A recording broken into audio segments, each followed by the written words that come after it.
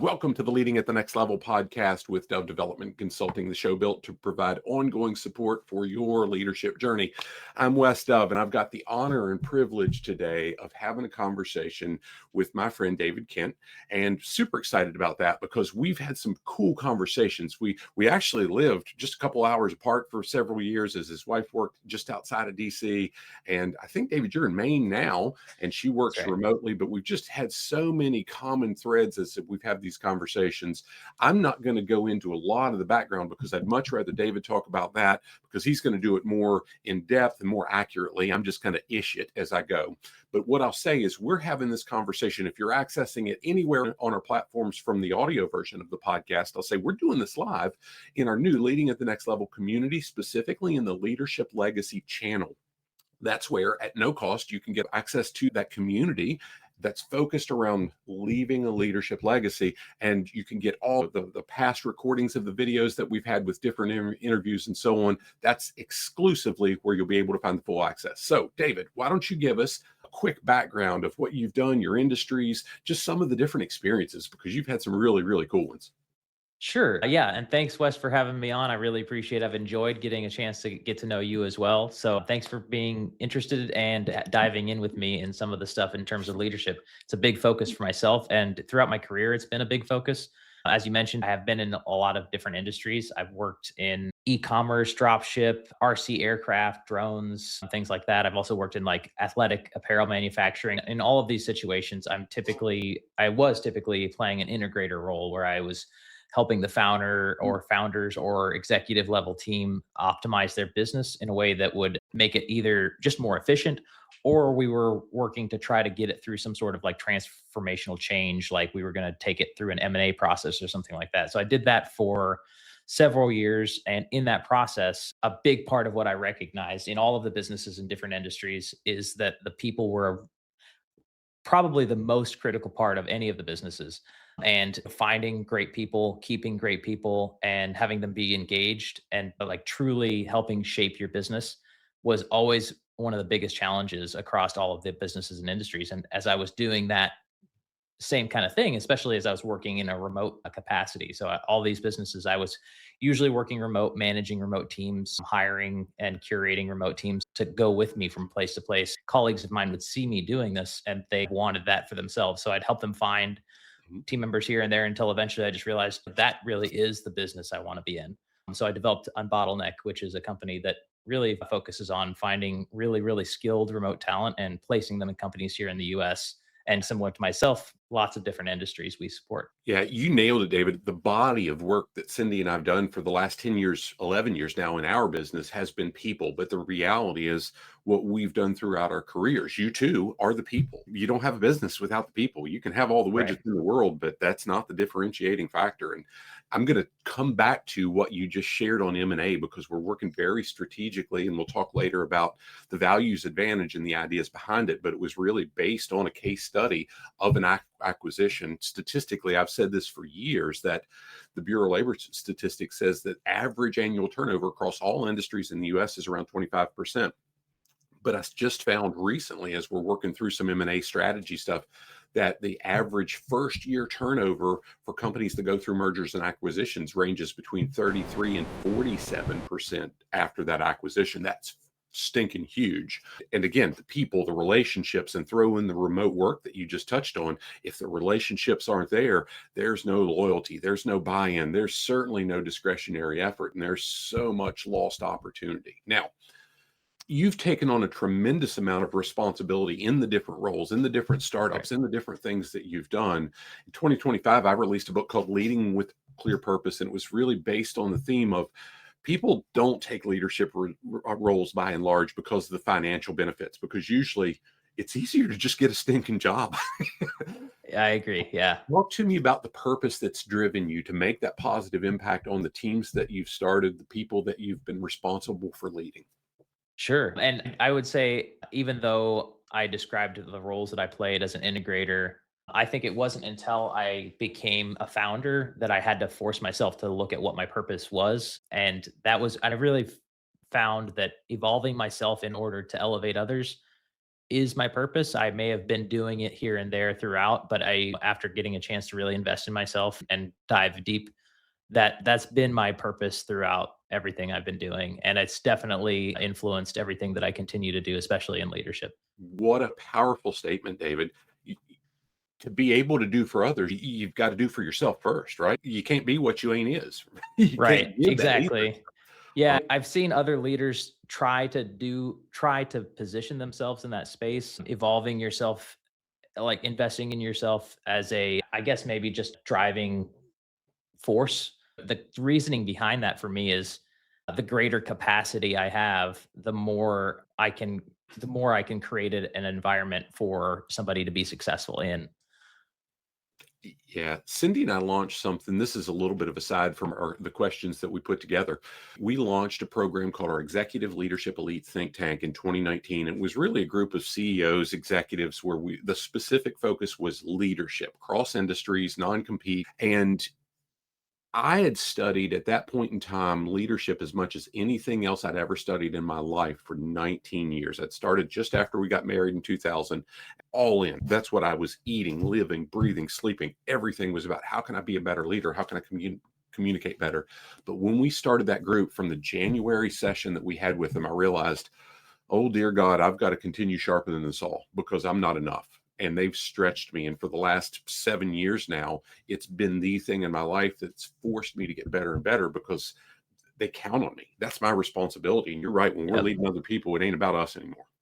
Yeah, I love leading from that position. Honestly, I learned to love leadership for the accountability to others that it provided for me. I could easily, in any other job, not in a leadership position, I could easily just invest myself into the mission of a company and completely ignore evolving myself entirely, just be totally absorbed by someone else's mission. And I believe that I probably did that. I'm sure lots of people do that because it's just heads down, knocking out a checklist in front of you. But it's when I became a leader and I became accountable to others, I realized I need to be more. That has to be part of what I'm putting my time and energy into so that I can, like you said, be more for the people that count on me. Yeah. And that's wildly different than supervising or managing. Yes. Wildly different.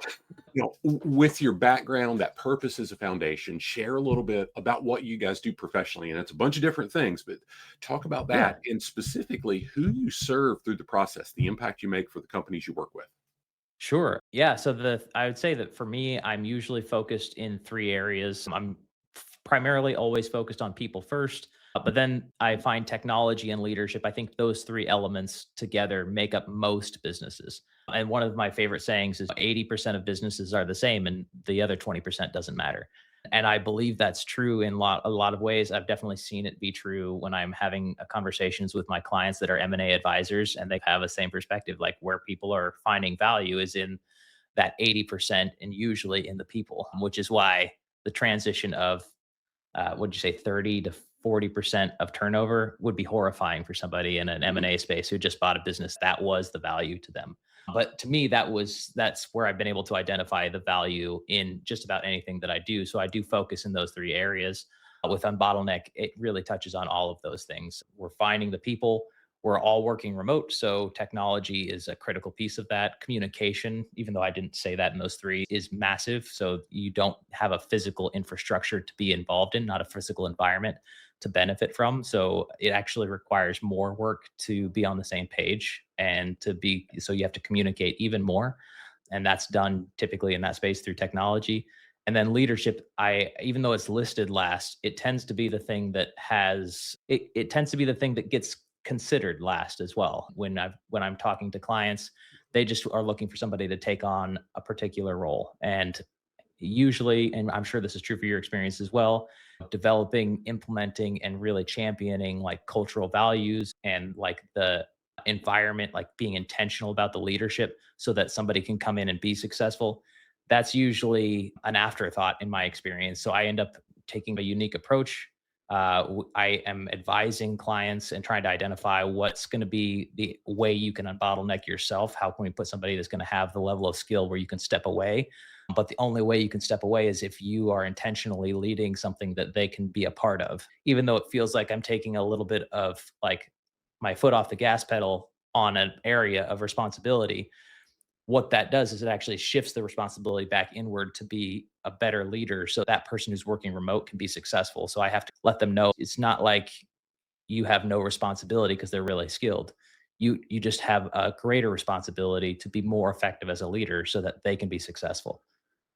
And that's the biggest definition I give. As I've heard that so many people get caught on up in servant leadership, thinking that I don't want to ask anybody to do something that I'm not willing to do myself. And I get the sentiment, but the reality is, if I'm doing what they can and should be doing for themselves, I'm absolutely not leading. My job That's is, right. how do I make sure that they have all the roadblocks out of the way, that they can't impact themselves, so they can do exactly what they can do themselves the best they possibly can. And 100% what you described.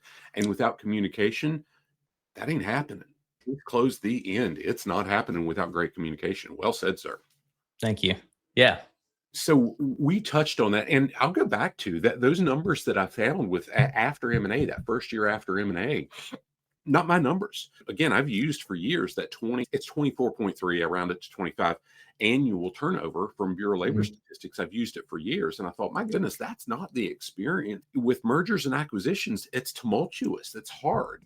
There's all kinds of uncertainty in those times. It's got to be higher. And when I found that 33 to 47%, holy moly, and it rung true. I've seen that. Now, we'll talk about shortly where I saw the absolute opposite come true. And we'll get back to there. Before that, what I want you to do is talk about one of your core values and how you work to model that daily, so that everybody you interact with, your team, your clients, your community, whoever, they feel that in everything that they experience from you.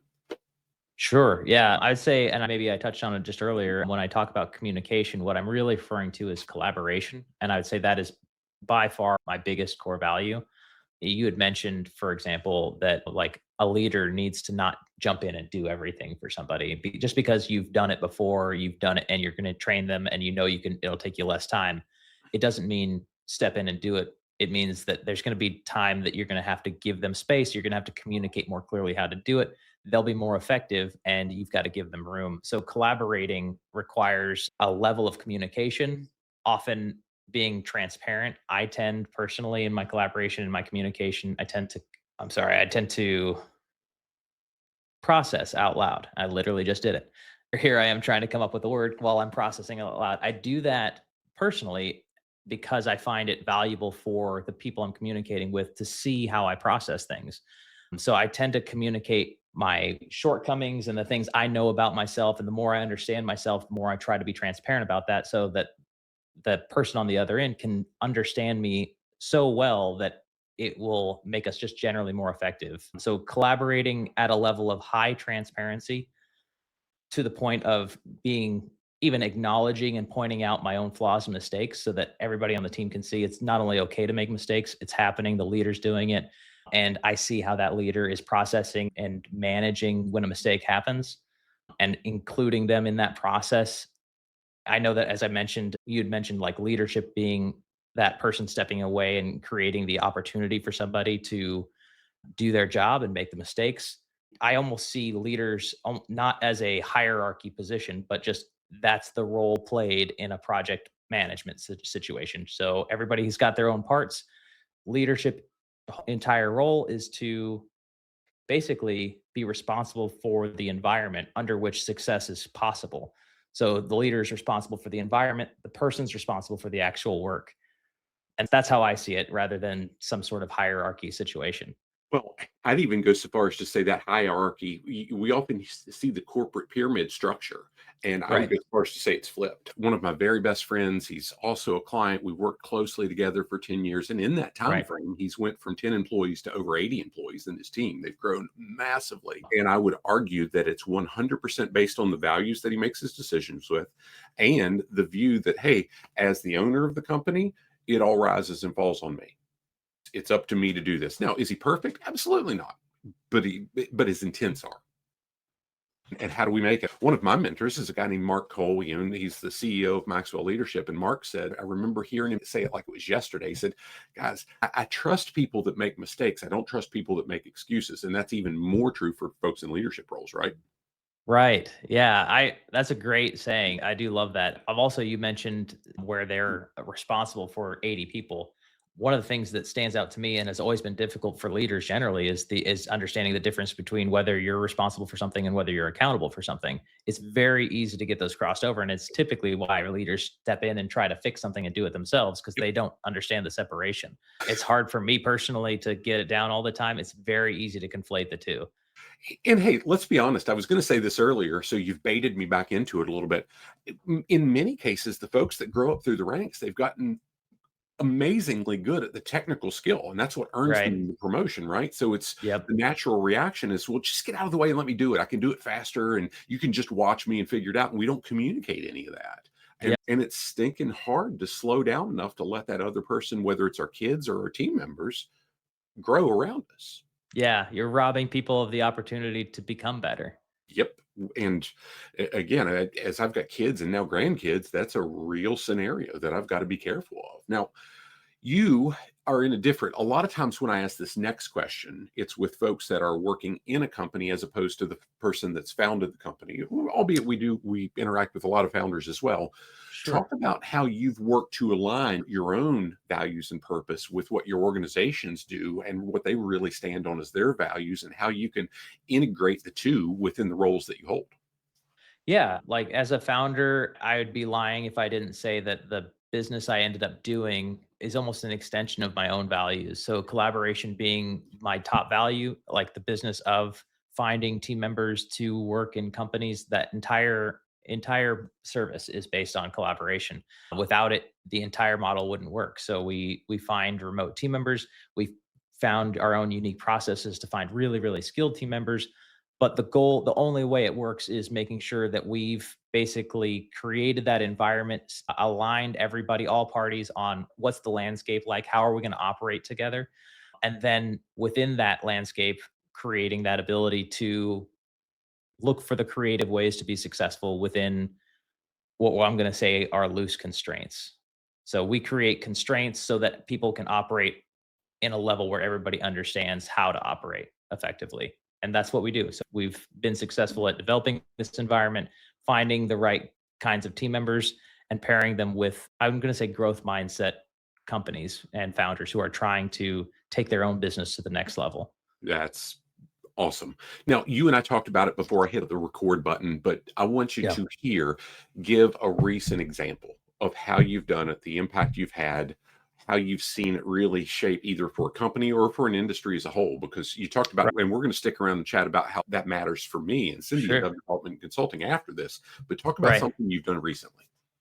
Yeah, so I'd say not only are we working to find people, and that's I'd say our core service, but something we've done recently and we're starting to really refine is we've also done something what we call the embedded talent engine.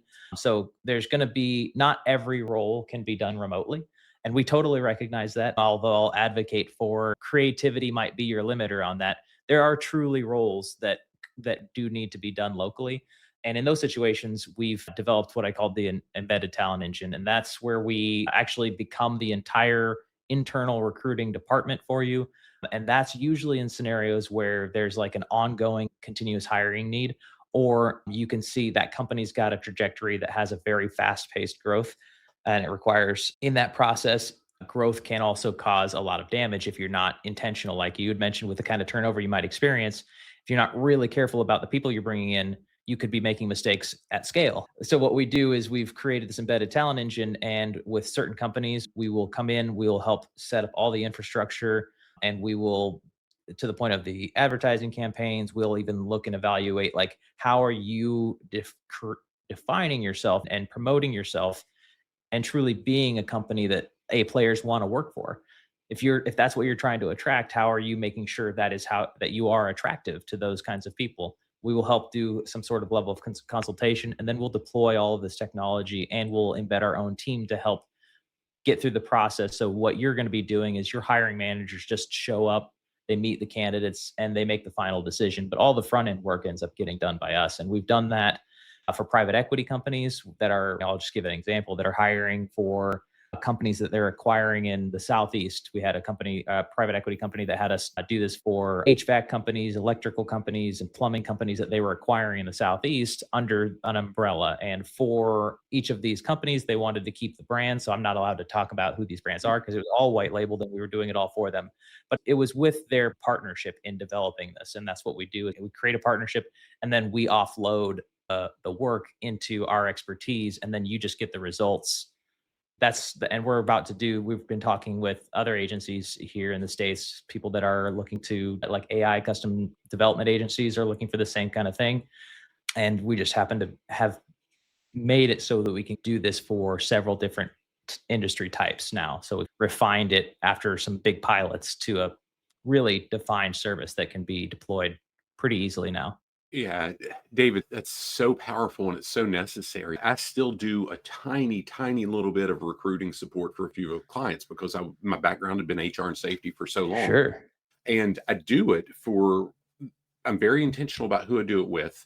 And it's Yeah. the ones that are looking more about, is the person the right fit, as opposed to, do they have the right requisite skill? You can train the skill, but if the person's not the right person, it doesn't matter how good their skill is. Yeah. But I also am looking about, are they going to provide the right atmosphere? Because Cindy and I, and we're doing it next week with a group of oil and gas CEOs, we do a proprietary course called Recruitment, Retention, and Culture, where we talk about the leader's role in that. And we can sing this song. We can say in our commercials and in our ads and all this stuff, here's how amazing we are. We're enriching lives, or we're doing all this stuff that we're just not doing. And sooner or later, that's going to bite us in the tail because, again, the truth out you. Yeah. Over time. Yeah. Yeah, lots of companies really like to talk about themselves as being people first and people forward, and they talk about, but it all falls apart when you start to go through the hiring process and you are actually truly confronted with the culture that's there. And if it's not really, if it's a fake culture, your team knows it. I would argue that that doesn't bleed through to the customer experience at some level as well. No, it absolutely does not. I mean, that's in the values advantage. I don't name names, but I reference some examples that I've watched play out where here's Right. what we say, but you're right. It impacts the team. It impacts the customer. It impacts the entire community they're a part Yeah. of when their walk and their talk don't match. And it, it's not hard, but it's got to be intentional. Wow, that's so Yeah. cool. We'll talk more about the recruiting service offline too, because Sure. that's a neat aspect.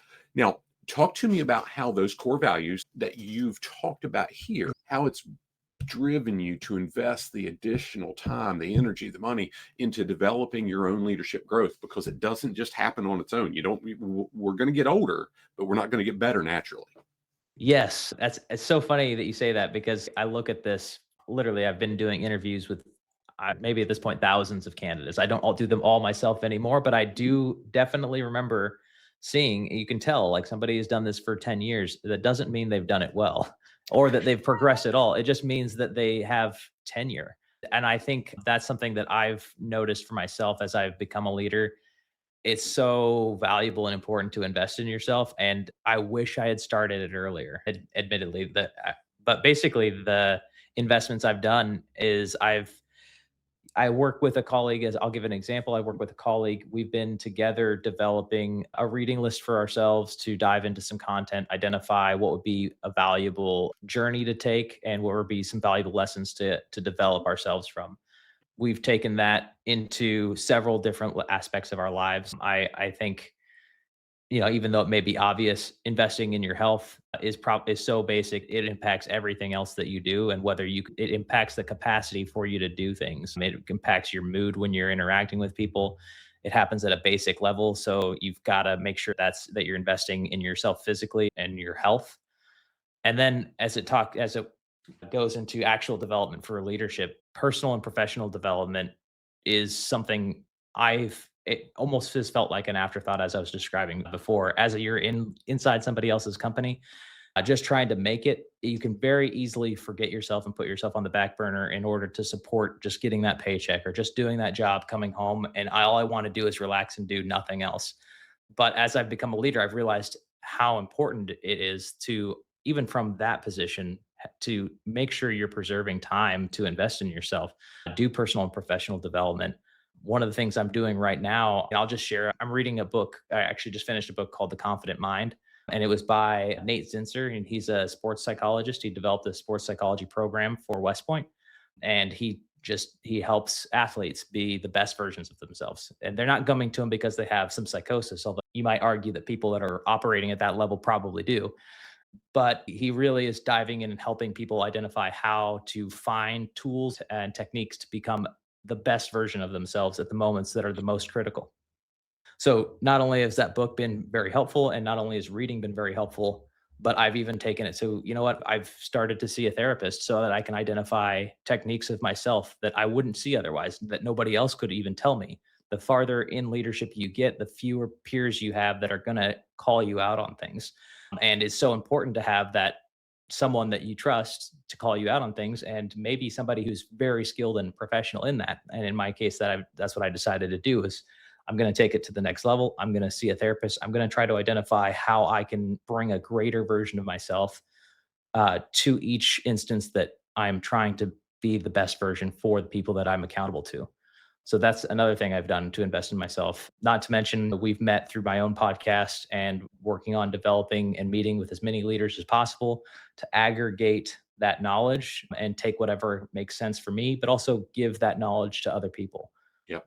And David, you just gave the flow of the book that I finished in December, the manuscript. It'll come out in 2028. It's called Leveraging Leadership Growth Strength Through Great Professional Relationships. One of the chapters is about, I've got to have the people and I've got to actively seek that candid input. They're the ones that are going to stretch me and grow me. The other one is, and it closes with, how do I create that legacy moving forward? How do I pay it forward? So holy moly, I'm not sure. Maybe one day one of my books will make the cut too with you. It's hard to tell. Yeah, I mean, I will definitely, we should talk about that after this. I would love to read your books. Now, here's what I'll say is, don't judge my grammar. You hear me talk. If you read the books, you'll be like, well, I hear Wes saying this because the grammar is no better than what he uses when he's talking. And that is what it is. So be it. Well, I love talking to you, so I'm sure I'll enjoy it. Now, I'm going to go back in time a little bit. So the next question ties this, but I want to frame it for you so you've got full context. In probably July of 2021, a client at that point in time, I mentioned I'd done safety and HR for a long, long time. And I was working to get away from it, but Right. COVID hit. We weren't able to do a lot of the on-site work that we could actually get paid for. So at that point, David, I was doing whatever I could, most of it remote, most of it through Zoom, on the same camera, in the same chair. And a client says, hey, there's some folks I'd like to introduce you to. They're buying a business. It's a 75-year-old business, and they're moving from several states away. They're moving 1,000 miles to come buy this business and take it over. Will you help them with the I-9 paperwork, all the acquisition stuff, writing their handbook, all these different things? And I'm like, oh, that sounds awful. But yes, sure. I like to sleep inside and eat food. So yes, I'll do it. And I did. And from the very first conversation in July of 2021, the guy that I'm talking with him and his wife on Zoom. They're in Sarasota, Florida at the time.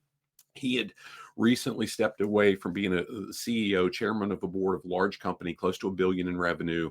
And they're buying largely white collar work, right? They're buying a company that does $3.5 million in revenue, and it's almost exclusively blue collar work. So wildly different. Sure. And he says to me, not only is geographically different, culturally it's different, everything's different about the change. He says, Wes, here's our 5 values.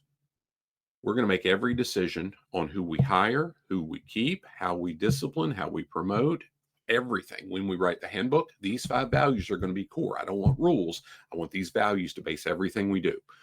And talk's cheap, David. I've worked in companies all my life. I can't say that I can point to any company that said they didn't have values. I just can't say that I could point to a company where I understood what those values look like. And that's right for conversation.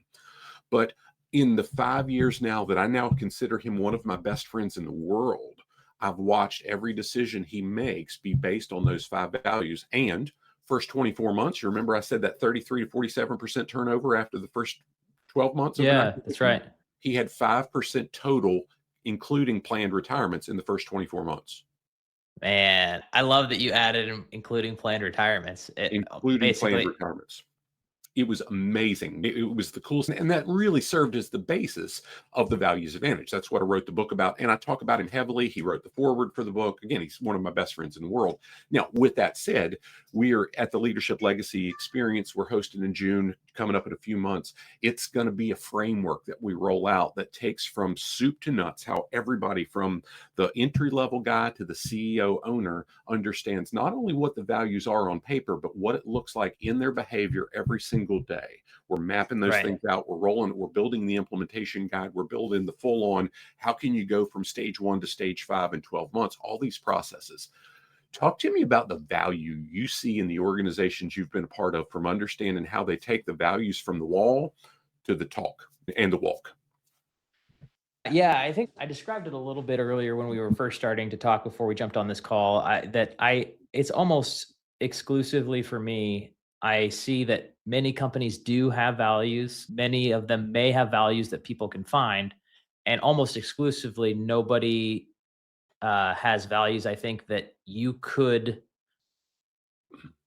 map back and you could see influenced the decisions they made. Not all of the decisions, maybe some, but it's rare in my experience that a leader is, or let's just call it an organization, is championing consistently the values. And without the consistency, then it feels disingenuous to the people that are operating within the organization. If it's not consistent and pervasive throughout everything that they're doing, then it feels inauthentic and it feels reactionary to, maybe it's a quarterly meeting that we're supposed to talk about the values. So we're talking about them now, but then the rest of the quarter, we don't talk about them. We don't see them playing out in the organization.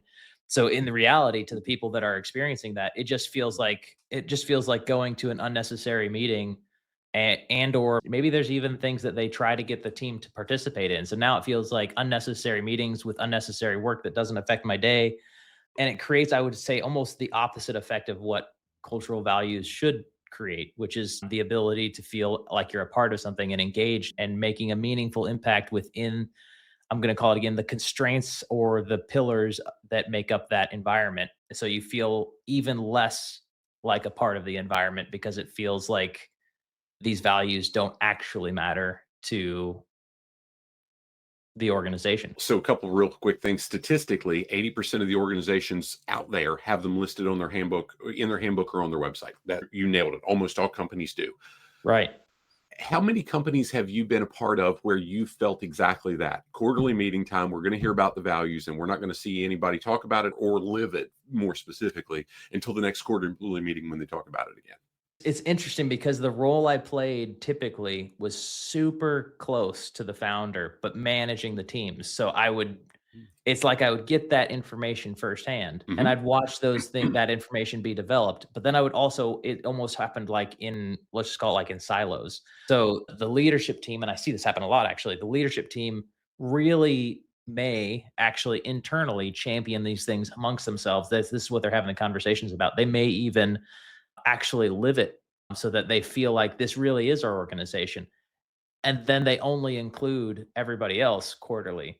So even if the leadership, even if the founder feels like this is genuinely who we are, it still is the team gets engaged as an afterthought effectively. And because that's the case, they don't feel like they're a part of it, because they're literally not. And the level of participation they have is always well after it's really defined. And so they weren't part of the larger process. And for me, because I've seen that, I'd say in several of the companies at least 3 of the companies that I would be a part of, it loses the value. It loses the full value of the cultural benefits that you would get from that. Because if you were to, for me, a big part of defining what the cultural pillars are and what these values are is we are now all being held accountable to not a person. Like, now we all are in service to a mission or in service to something that's literally collaboratively developed and greater than any person's role. Exactly. So that's what I would love for it to be. It's an aspirational thing. It's what I've always wanted it to be, and I've never seen it effectively done. Yeah. Well, praise God, I have. Now, I was chuckling as you were sharing, hey, the quarterly meetings, because it took me to a 20-year segment of my career in manufacturing to where that was exactly what I lived. In the quarterly meetings, we heard about it, and then we went to do what we did, and there was no ties ever. Yep. Not bad people. It was what it was. In the last couple of years, specifically organizations, part of that executive leadership elite think tank that we've worked with, we've been pounding this drum really hard because it's been on my mind. I wrote a stinking book about it. So many of those organizations that participate in that have embraced it and they've ran with it. One, I remember Cindy and I had lunch with the husband and wife couple that own the company and says, gosh, I don't know that we can ever do all that. And I said what I said to you earlier. It's not a massive change. It's an intentional change. You're already spending the time. Fast forward a year from that conversation, David, and they've grown. They've doubled the size of their team. And that not just doubled, with outstanding people, great technical skills, but even better people. The other, I hear people often ask, gosh, even when it's great people they live by, and like you said, the CEOs, the founders that really embrace and want to embody those values, they've talked about them, but they don't want to force them. They don't want to pound that drum over and over. And as I was writing the book, I had two different leaders in different organizations say, gosh, how often is too often? And my response was, there's no such thing as too often. You can't stop. It's every single time. How can you be talking about it if it doesn't matter, don't worry about it. But if there are values, it matters. No, and I get it. Don't get me wrong. It's easy for me to say all these things and then be a founder myself and be like, yes, maybe the answer to this, how to do this, is simple, but it doesn't mean it's easy. The level of intentionality you have to carry consistently is difficult because as a leader, you're also usually dealing with exceptions that your team couldn't handle and it works its way up to you. But that's the whole point. That's what this is supposed to be. So the whole point of this and what makes it difficult is it's investing in the beginning so that you can handle the exceptions that work themselves through the cultural pillars. And then you have already a little bit of a map of how to deal with those things. But putting in that investment in the beginning and then consistently, as I said, the answer is simple, but it's not easy to do. And the discipline, you talked about it with personal health. You talked about it with the different processes for developing ourselves, David. In the last 18 months, I'm down about 50 pounds from where I was, not because I wasn't working out hard. I had to change my diet. As you and I have this conversation, I think I've missed 20 days in the last 10 or 11 months of logging workouts. Not many. I'm averaging about 6 days a week at the minimum. The reality is that still wasn't it. That was consistently to develop the mental mindset part of it. But the discipline has really been, how do I tweak my diet so I'm not a fat bastard walking around all the time? Strike that from the record. But that's where I was at. And that carries over into every other aspect of our life. When we have those systems in place that helps us do that, specifically in leadership and their values, now it's muscle memory. And that's the thing, as a leader, your job is to manage the environment, and to be a better leader of yourself, you have to manage the environment. How do I make my environment make the positive decisions easier to make? And like you said, like for me, I was showing up to the gym regularly, but I wasn't making a lot of progress. I was just doing the motions until I set some real goals. And then I recognized that just showing up isn't enough. The intentionality is what's important in order to make the results you want from your consistent habits in every aspect of our life, brother. Now, I'm going to ask one last planned question, and then I've got one that I always throw in for a spontaneous response. My last planned question is, what advice would you give somebody that's a young professional and they want to grow into a leadership role? And again, I'm going to differentiate it. I'm not talking about a supervisor or manager, somebody that leads and really makes an impact. What's that advice? Yeah, I've thought about that almost in terms of a process. So from a young age, I would say like as early as you possibly can, start investing in yourself. And whatever that looks like, if it's going to school, if it's watching YouTube, if it's whatever it takes to consume information and invest in yourself to be a better version of yourself. But really what you're trying to do is you're going through a discovery phase as you're investing in yourself. And in that discovery phase, I'd say the next thing that's important is to make sure that you're intentionally curious and you're focused on with an abundance mindset rather than a scarcity mindset. Because once you're investing in yourself and you're focused in that way, it's a lot easier to find opportunities when you're focused on chasing possibility than it is to try to run from risk. You're not going to find as many opportunities if you're focused on running from risk. After you've done that, I'd say focus on the things that you find in that process that really resonate with you, that you feel like this energizes me. And so I want to do more of that. And then the final thing I would say in that whole process is once you've found the things that resonate with you, really try to find opportunities to be a giver and deliver value in that area that resonates with you. So you've gone through all of this process, you've invested in yourself, you found what resonates. Now look for opportunities to deliver value to other people in that area. And it's going to naturally create opportunities for you to really be an expert or to spend more of your time and energy in that space. And then whatever value you get out of that, it's not going to feel like work to you anymore because you're everything you're doing is going to be energizing you. So that would be my recommendation to leading yourself into personal development to find ways to design your life in the way that you want to live it. Yeah, that's powerful. There's so many different directions I could go. I don't want to because you nailed it. Well done, sir. Way to put a bow on it. The Thank final you. question that I never script, and I want it to be a very spontaneous response, is what have I not asked you that I should have?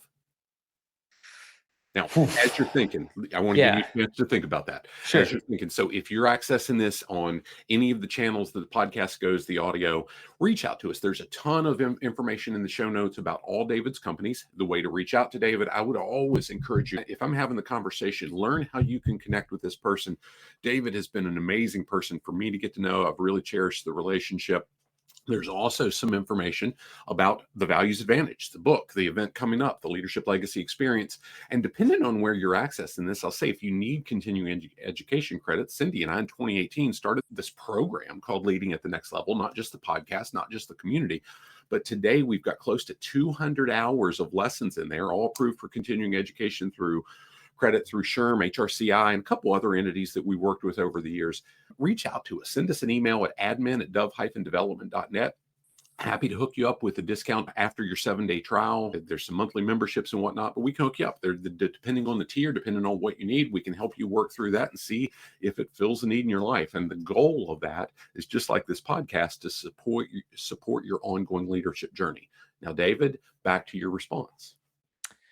Yeah, there's lots of things I can say may have added color to this. I would say one thing that I feel like often gets overlooked or missed is focusing on something where if you could have go back and identify an area that a time in which you felt like you really failed in this journey, in your leadership journey, what was that time? What did you learn from it? And how did you come out on the other side of it? And I think for me, and maybe lots of leaders, as I reach a point of, okay, now I'm about to do something and I'm about to go in a space that I've never been in before, the farther along in my leadership journey I get, the higher the stakes are in those scenarios.